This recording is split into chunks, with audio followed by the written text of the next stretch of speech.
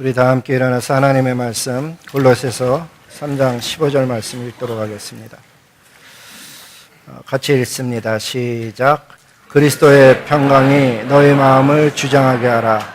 너희는 평강으로 부르심 받았으니 너희는 또 감사하는 자가 되라. 아멘. 옆에 분들과 인사합니다. 참 잘 오셨습니다. 주님의 이름으로 축복합니다.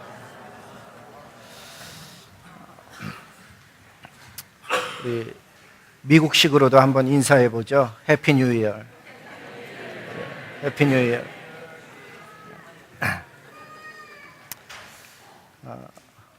제가 예배 전에 하스 전도사님을 만났어야 되는데 못 만났어요. 혹시 여기 어디 앉아 계시는지 모르겠는데 데니 선생님 혹시 여기 있어요? 조데니 선생님? 없나?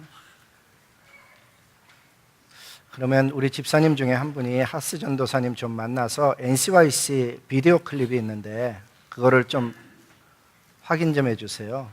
NCYC 비디오 클립이 있는데 끝날 때쯤 좀 볼 수 있도록 하스 전도사님께 전달 좀 해주시기 바랍니다.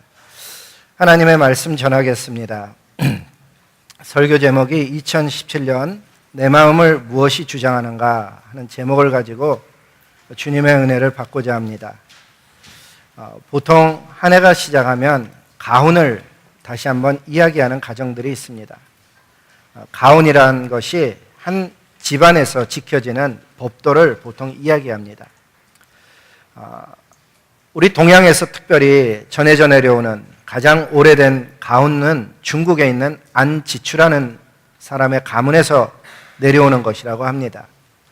그리고 가장 유명한 가훈은 송나라 시대의 주자란 분에 의해서 내려오는 소학이라고 알려져 있습니다. 우리나라에도 가훈이 많이 있습니다. 특별히 특이한 것으로 알려진 가훈은 중에 몇 가지를 소개해 보면 벼슬 하지 말라는 가훈이 내려오는 가문이 있고 우리 집은 효자를 원치 않는다라는 가훈을 내건 가문이 있습니다. 이미 아시는 분도 계시겠지만은 벼슬 하지 말라는 가훈은 고려시대에서 조선으로 넘어오면서 역성혁명이 일어났었죠. 성을 바꾸는 혁명, 왕이 바뀌는 혁명. 그래서 그것을 거부해서 자녀들에게 벼슬 하지 말라, 그것을 가훈으로 남겼습니다. 이 가훈이 나중에 보면은 경주 최씨 가문에 영향을 미치는 것을 보게 됩니다. 우리가 지금 알고 있는 영남대학교, 그것의 전신이 대구대학과 청구학원, 그런 것을 세웠던 경주 최씨 12대 손이었던 최준씨라는 분이 계십니다. 그분의 가문에 내려오는 그 가훈을 보니까는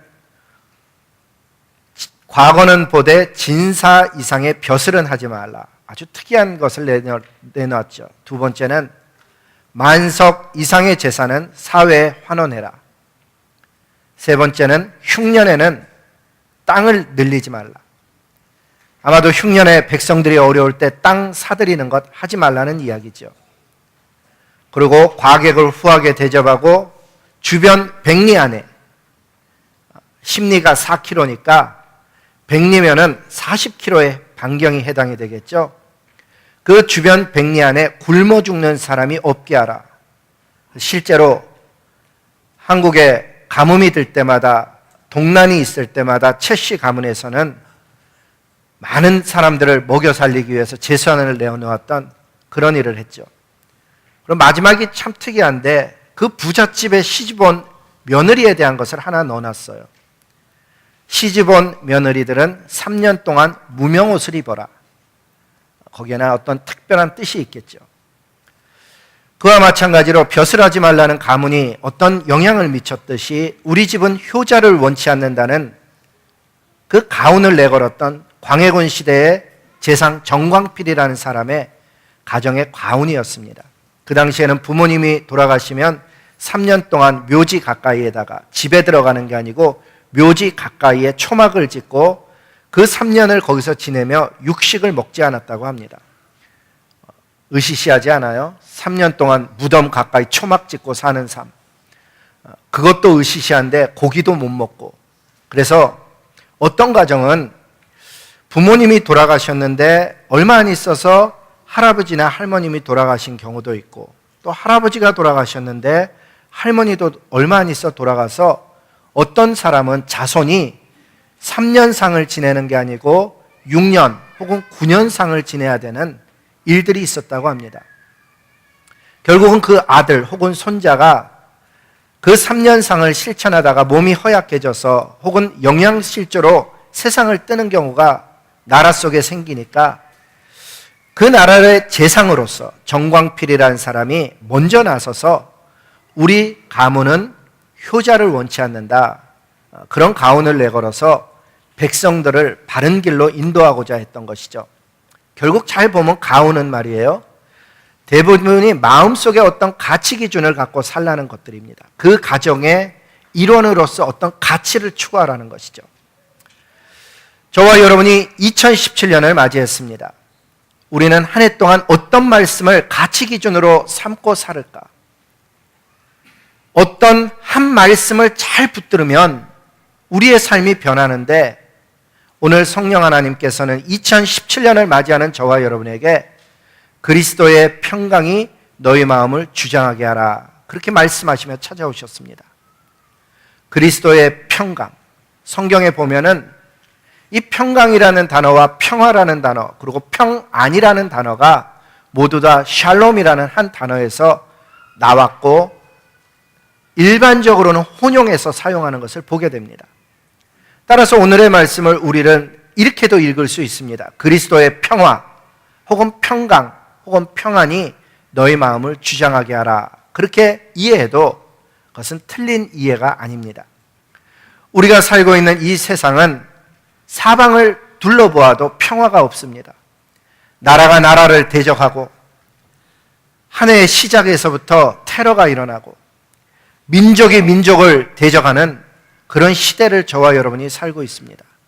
심지어는 가정 안에서조차 갈등이 있고 불화가 있고, 심지어는 예수님을 주인 삶은 교회와 우리 심령 안에서조차도 평화를 잃어버린 채 하루하루를 살아가는 그런 시대의 사람으로 저와 여러분이 인생길을 걷고 있습니다. 평화를 잃어버린 심령, 평화를 잃어버린 시대를 살고 있는 저와 여러분을 향해서 주님은 2017년이라는 새해를 문을 열며 그리스도의 평화가 너희 마음을 주장하게 하라고 주님은 말씀하시는 것입니다. 그리스도의 평화, 그것이 내 마음을 주장하는 모습으로 살려면 어찌해야 될까? 너무 여러 가지를 다루면 잊어버리니까 딱 한 가지만 다룬다면은, 그리스도께서 온 세상 모든 것을 다스리고 통치한다는 것을 알아야 하고 확신할 때 우리의 마음속에 평화가 찾아옵니다. 그리스도께서는 모든 것을 다스리실 뿐만 아니라 그것을 통치하신다는 것이 정말 내가 믿어지고 확신이 되어지면 내 삶 속에 일어나는 일들로 인해서, 어떤 말로 인해서 불안이나 염려나 근심이나 걱정에서 해방될 수 있다는 것입니다. 한 해를 시작하는데 직장에 대한 불안이 있을 수 있습니다. 한 해를 시작하는데 건강에 대한 염려가 있을 수 있습니다. 비즈니스에 대한 걱정이 있을 수 있습니다. 한 해를 시작하면서 우리 마음속에는 각기 다른 근심들이 있지만 그 모든 것을 다스리시고 통치하시는 분이 하나님이시라는 것이 믿어지면 저와 여러분의 심령은 새로운 관점으로 그 어려움을 바라보게 되는 것입니다. 성경의 가르침에 따르면 이 세상에 어떤 작은 일도 우연히 일어나는 일은 없다고 가르칩니다. 모든 것이 다 하나님의 뜻, 의지를 쫓아 일어나고 있고 움직이고 있고 하나님의 정하심을 쫓아서 가고 있는 것입니다. 우리가 알고 있는 출애굽기 어릴 때서부터 읽었던 것인데, 읽다 보면 개구리 재앙이 나옵니다. 신기하지 않습니까? 개구리들이 하나님의 의지를 쫓아서 애굽이라는 땅에서 무수히 생겨났다가 어느 한 방향으로 움직이며 나중에는 하수에만 모여있게 되는 것으로 끝을 맺습니다. 갑자기 훈련시킬 수 없는 개구리들을 사용하시는 하나님이라는 것이 얼마나 경이롭습니까? 아니, 그보다 더 놀라운 것은 개구리보다 훨씬 작은 메뚜기입니다. 이리 뛰고 저리 뛰는 메뚜기들이 하나님의 뜻을 쫓아서 움직이는 그 장면이 어릴 때서부터 경이로운 모습으로 보여진 것이죠. 아니, 더 놀라운 것이 있습니다. 메뚜기보다도 훨씬 더 작은 아무렇게나 날아다니는 파리떼가 애굽을 가득하게 메워진 사건. 이 모두가 다 작은 곤충이라도 할지라도 그것까지도 다스리시는 하나님의 통치와 주권을 드러내는 사건으로 우리들에게 보여집니다. 왜? 고센 땅에는 파리가 없었습니다. 말씀을 보니까 이렇게 기록합니다. 그날에 나는 내 백성이 거주하는 고센 땅을 구별하여 그곳에는 파리가 없게 하리니. 이리저리 날아다니는 파리인 듯한데 그것이 없게 하시는 그 하나님의 놀라운 그리고 절묘한 하나님의 주권이 곤충에게까지 나타나는 것을 보게 됩니다. 출애굽기에서 어떤 면에서 정말 기이한 것은요, 티끌이 변하여 이가 되게 한 사건입니다.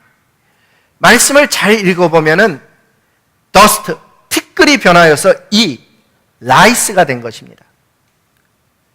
눈에 보일 듯 안 보일 듯한 그 작은 크기의 것이 하나님의 뜻을 쫓아 생겨나기도 하고 없어지기도 한 것입니다. 그렇습니다. 이 세상의 모든 것, 눈에 보이는 것, 안 보이는 것까지 모두 포함해서 움직이고 안 움직이고에 상관없이 그 모든 것을 다스리시고 통치하시는 분이 만군의 여호와 하나님이신 것입니다. 그 하나님을 경험하는 사람은 반드시 인생이 변했습니다. 모세, 처음 이스라엘을 애굽에서 건져내라는 명령을 받았을 때 모세의 모습은 담대하지 못했습니다. 아니, 하나님 보낼 만한 자를 보내소서라고 그는 자기의 삶을 한 걸음 뒷걸음 친 것을 보게 됩니다. 하지만은 그가 하나님의 능력을 경험하면서 변화됩니다. 전능하신 하나님이 나타나는 것을 보면서 점점 더 담대한 하늘의 사람으로 변화되어졌습니다. 결국에 마지막 장면에 가보면은 바로 앞에서조차도 담대하게 말하는 하나님의 뜻을 강하게 선포하는 모세로 변한 것을 저와 여러분이 성경 읽어서 알고 있다는 것입니다. 그 모세에게 동행하셨던 바로 그 하나님이 오늘 저와 여러분의 하나님이십니다. 그분이 아바 아버지가 되어주셨고 그분이 저와 여러분의 손을 붙들고 2017년을 걸으시는 주권자가 되시는 것입니다. 우리가 만났던 아주 작은 일까지도 다 아시는 그 하나님. 그 사실이 믿어지면은 저와 여러분이 이 세상을 살아갈 때 특별히 2017년에 문을 열면서 그 무엇도 그 어떤 사람도 그 어떤 상황도 두렵지 아니하고 오히려 하나님의 뜻이 이루어질 것을 기도하며 나가는 하늘의 사람 될 줄로 믿는다 하는 것입니다. 결국 2017년을 승리하며 사는 비결은 전능하신 하나님이 나의 아바 아버지가 되셔서 오늘도 그 하나님이 말씀하시기를 2017년을 살아갈 때 그리스도의 평화가 너의 마음을 주장하게 하라는 그 말씀으로 찾아오셨다 하는 것입니다. 이 말씀의 지배를 받아서 올 한 해를 살아가면서 어떤 상황 앞에 설 때, 어떤 어려움 앞에 설 때, 어떤 사람 앞에 설 때 그리스도의 평화가 내 마음을 주장한다는 사실을 깨닫고 기억해낼 수만 있다 하면은 이 2017년은 이전에 경험하지 못했던 놀라운 하나님을 경험하는 은혜의 한 해가 될 것이요 우리 주변 사람들에게 평화를 나누어주는 축복의 한 해가 될 수 있다는 것을 주님께서 가르쳐 주셨으므로 오늘도 그 하나님의 말씀을 붙드는 저와 여러분 될 수 있기를 주님의 이름으로 축복합니다. 두 번째는 그렇게 그리스도의 평화 혹은 평강이 내 마음을 실제적으로 지배하는 방식이 있는데 그것은 두 가지, 말씀과 기도를 통해서 하나님의 그 그리스도의 평화가 내 마음에 임하기를 기도하고 말씀을 쫓아 살아가야 된다 하는 것입니다. 우리가 잘 알고 있는 마가복음 4장, 그 4장을 읽다 보면 이런 장면이 나옵니다.